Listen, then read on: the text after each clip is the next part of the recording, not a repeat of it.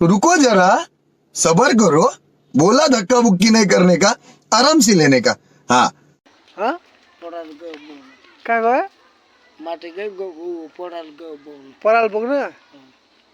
तपाईँ भात म पनि गयो अनि भात खाने के गर्ने का भात खाने त खाने गयो म भत्तकै भात घडै कौन है ये लोग कहाँ से आते हैं कति वर्ष पुग्यो तपाईँ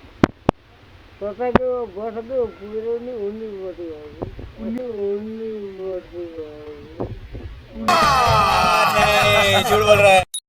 कसरी खानु त्यो हाल्नु त मुखमा दाँत छ नि त यहीँ घन्टा दाँत हाल्नु न दाँत यस्तो गर्ने यसो छैन दाँत त अरे म त त्यहाँ चपाइदिन्छु मान्छे पनि चपाइदिन्छु मान्छे पनि चपाइदिन्छु खै खै कसरी चबाउनु त दाँत नभए मान्छेले खै कसरी चबाउनु ल हाल्नु